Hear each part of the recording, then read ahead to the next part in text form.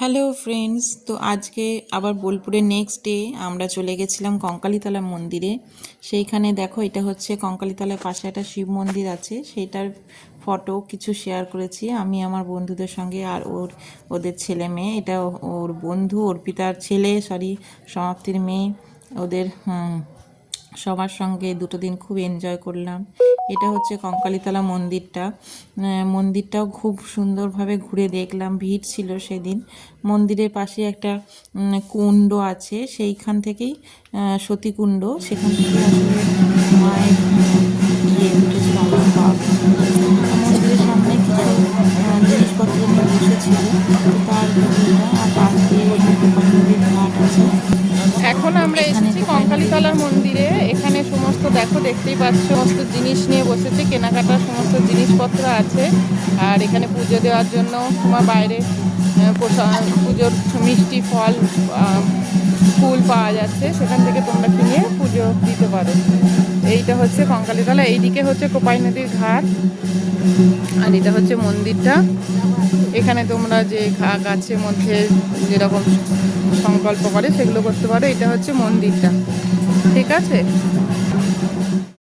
এরপর আবার ফটোশ্যুট করলাম দু চারটে। এরপর আমরা ডিয়ার পার্কে চলে গেছিলাম, দেখো দেখতেই পাচ্ছ এখানে আবার কিছু ফটোশ্যুট হলো। তো তারপরে আবার আমরা নেক্সট যে দেখার জন্য চলে গেছি, এটা ডিয়ার পার্কের সামনেই রাস্তাটার মধ্যে কিছুটা ফটোশ্যুট তুলেছিলাম। এটা শিল্প সৃজনী গ্রাম, দেখো লেখাই আছে এখানে কিছু তোমার সেদিন একটা অনুষ্ঠান থাকার জন্য সামনে কিছু আর্টের কাজকর্ম হচ্ছিল, সেটাই তোমাদের সঙ্গে শেয়ার করেছি।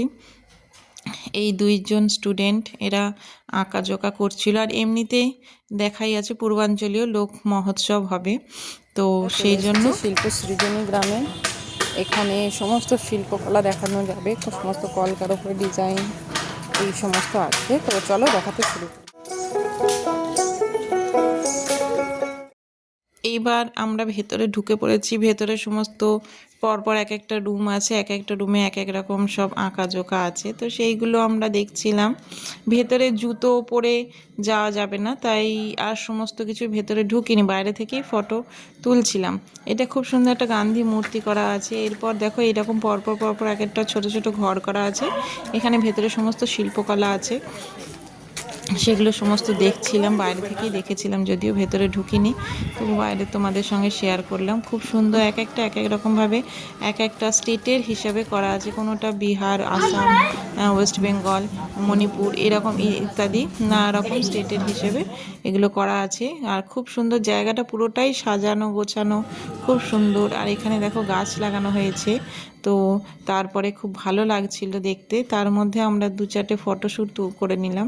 এখানে একটা খুব সুন্দর জায়গা ছিল, দোতলায় উঠে, যদিও বিশেষ কিছু ছিল না, তবুও অনেকে যাচ্ছে, আর সেদিন স্টুডেন্টরা এনেছিল।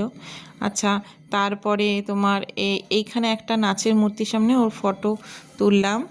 আর এরপর আমরা এবার এটা বেরিয়ে পড়ছি। এইভাবে আমাদের ট্যুরটা এখানে শিল্প সৃজনী গ্রাম থেকে আমরা নেক্সট এবার সুরুল ঠাকুরবাড়ি, এই রাজবাড়ির উদ্দেশ্যে গেছিলাম। এটা খুব সুন্দর একটা রাজবাড়ি, দেখো খুব সুন্দর দেখতে।